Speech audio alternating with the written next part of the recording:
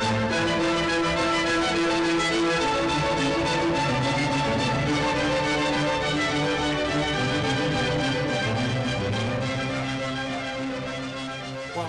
it's November the 7th, 2016, and tomorrow, November the 8th, is a big day in the United States of America. Tomorrow, they decide who's going to be the next president of the United States of America. It's either going to be, for the first time in history, a woman, or for the first time in history, an inexperienced, non-political businessman in the shape of Donald Trump, and of course the woman is Hillary Clinton. But it's mainly Hillary Clinton that I want to talk about today.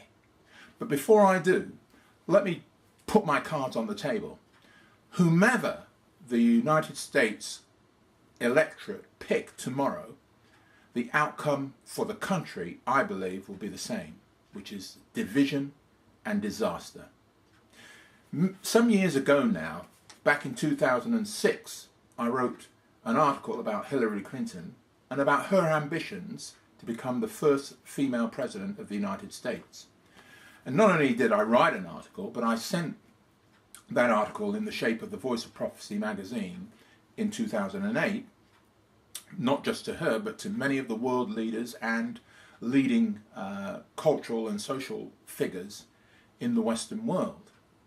So the Voice of Prophecy, warning the Western world, has taken an article about Hillary Clinton and her ambitions to the White House and showing how, in fact, she is unfitted and unsuited and unqualified, contrary to what others, her supporters, are saying, to become the President of the United States. But the choice for the United States is invidious.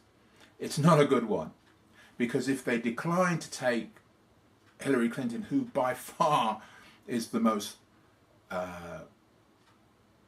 level and stable political figure of the two, I don't say necessarily is preferable, but is certainly more stable in terms of how America is going to be viewed abroad, then they are still going to have problems if they choose to go with Donald Trump. He's an unknown quantity, and he frankly lacks experience, but he doesn't seem to have a great concern about the damage that he could potentially do.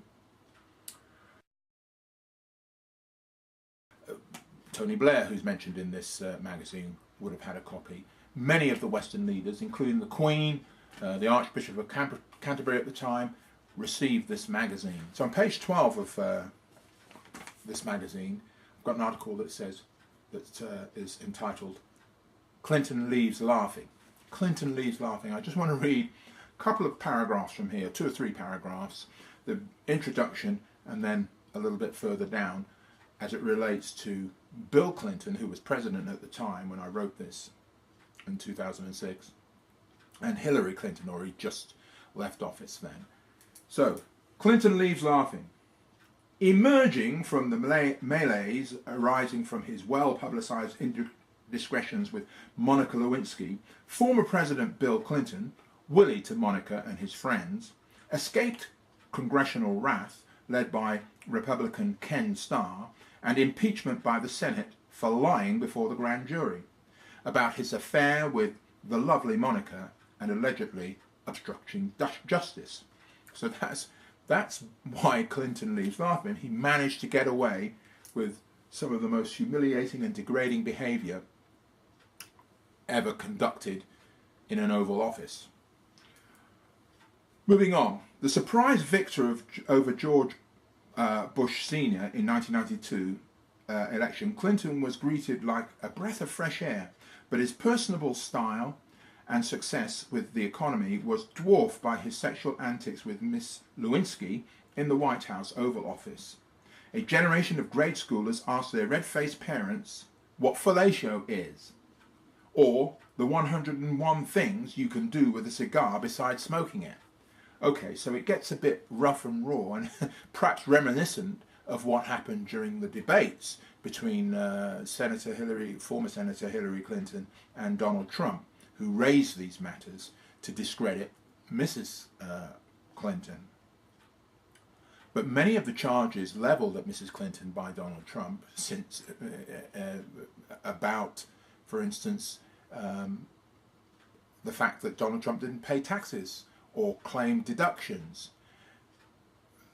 He said, well, I'm just doing what your friends who give you money and support your campaign are doing. All these things were true. Many of the things that he's, not everything, but many of the things he said and levelled and accused Mrs. Clinton of and Bill Clinton of were true. And that is why it's such a terrible situation for the United States. They've got a choice between a reprobate and a renegade. It's not a laughing matter. They are leading and have led, not are leading, they have led the country to the point of destruction and division. And whoever wins this election, as I've said before, the outcome will be the same. We are watching the demise of the foremost power on earth. But it was all predicted and prophesied in the Bible. And there's a cause for every effect, and there's a reason why this is happening and why it's happening now.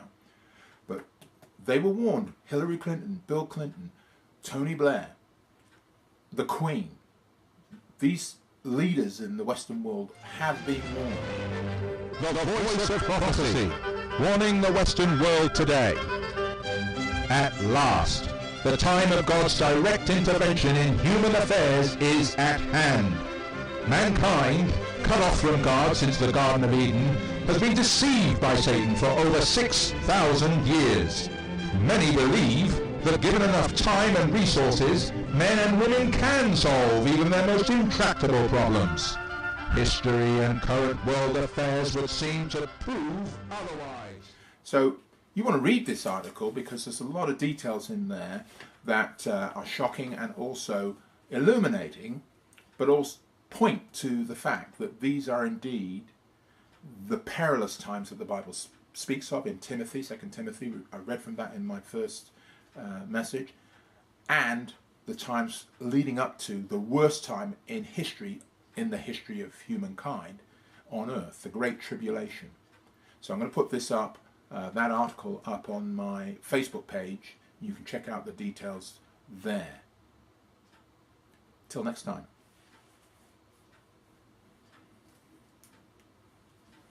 Now, in the 21st century, humanity stands on the brink of a precipice, about to plunge into an endless abyss. God created us. Only God can save us. Through the power of His Son, our soon-coming King, Jesus the Christ. May God grant you love, peace, and understanding.